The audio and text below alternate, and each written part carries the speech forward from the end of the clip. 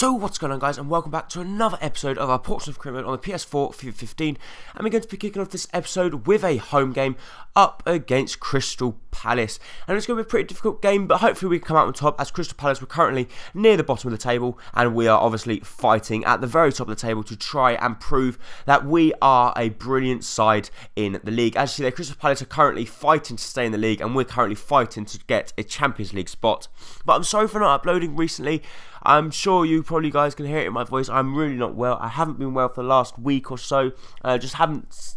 Every time I've actually been at home, I haven't felt at all like making any videos, so I'm really sorry for that, guys. But I hope we're going to try and get back into our usual routine and try and upload back to our usual daily routine, which I really do hope we can try and do, which I'll try and find some time now to try and upload some videos, because I'm feeling a little bit better. Still not perfect, but I still feel good enough to be able to actually make some videos for you guys, which I'm sure you guys will enjoy. But we do get a really good chance here in the 37th minute. A run down the wing, a lovely volley from Zivkovic, and he slots it past Price in the Crystal Palace net. And it just proves there that Crystal Palace, their defending, that was just so easy for us to score that one. Of course, it was a good finish, but to be honest, Gorka was running down the wing. Not one person really was putting any pressure on him. He was all on his own in the box, and you can't give a player of Zivkovic's quality in the middle of the box that much time and space to be able to execute his finish, and he did. But Ledley does get a good chance, plays the ball through to Gilberto, and unfortunately for us, the underdogs in this game do actually get themselves back on level terms in the 56th minute, and we had it all to do once again. Once again, some sloppy defending, but we do get a good chance with Manjon. He cuts inside, has a shot, and well, Price, he doesn't want to see that one again, and I'm afraid the media is all going to be on Price because of what a poor mistake from him.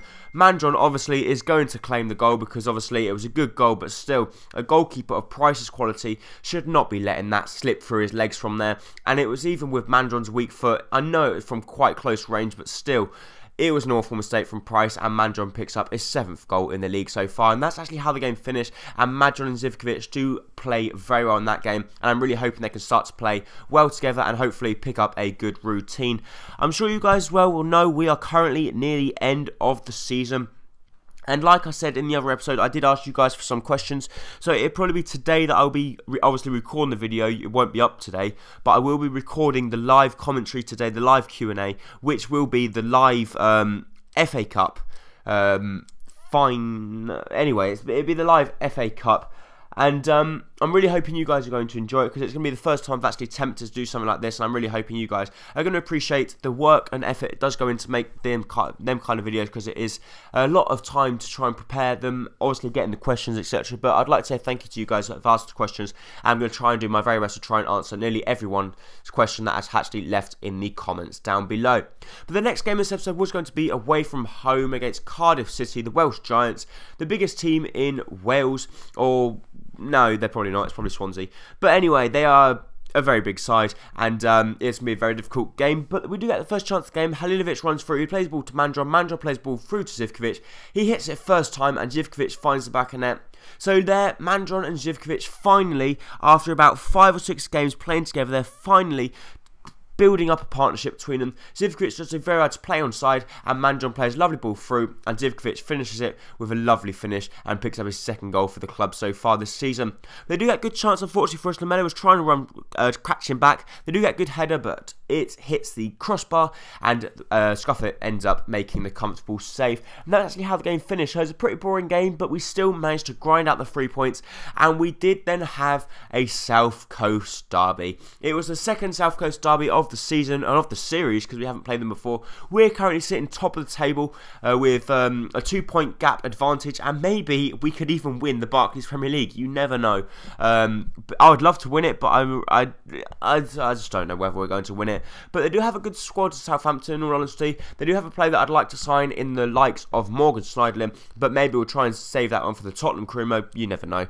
But we do get the first chance of the game. Vitinha runs down the wing, a lovely roulette, cuts inside, and he finishes the ball expertly past the Southampton goalkeeper into the back of net and puts us 1-0 up and gives us an early lead, which I'm very, very delighted about. And Vitinho getting a rare start in this one. A lovely skill move there, as it was pretty much like a Ronaldo chop thing, but like a 5-star skill version. And he slots the ball past. Divock Origi was also going to be playing in this game. And we had to play pretty much a weakened squad because all of our players were pretty weakened.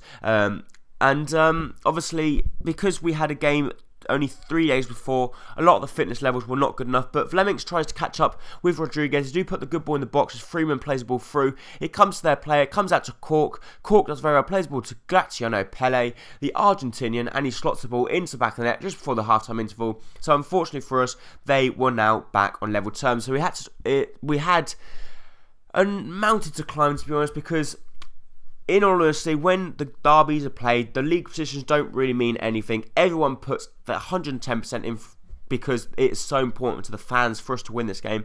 But we do get good chances. Kingsley Coman straight after half-time interval runs through, has a good shot. The goalkeeper makes a save, but it is Vlemings, our 73 rated youngster, who has the simplest of finishes. And Kingsley Coman was all to thank for that one, as he does very well, running down the wing, cuts inside, he has a shot. The goalkeeper does very poorly, to be honest, to actually parry it back into Vlemings' path. But in the 83rd minute, they do get a good chance. Jay Rodriguez running down the wing. Jimenez can't catch him up. Jay Rodriguez, very good, plays a lovely ball in the box, comes to Pele, hits the underside of the crossbar. It falls straight back to his feet, and this time he does find the back of the net, and they manage to equal the scoreline at 2-2, and it was an epic South Coast derby, to be honest. I really loved playing this game because it was end-to-end football and it was a great game to watch. So if you did enjoy this episode, please make sure to hit the like button down below, as it's going to be very much appreciated. And I really do hope to see you next time, very, very soon, for the next episode of the Spurs Career Mode on my channel. Thank you for watching. Bye-bye.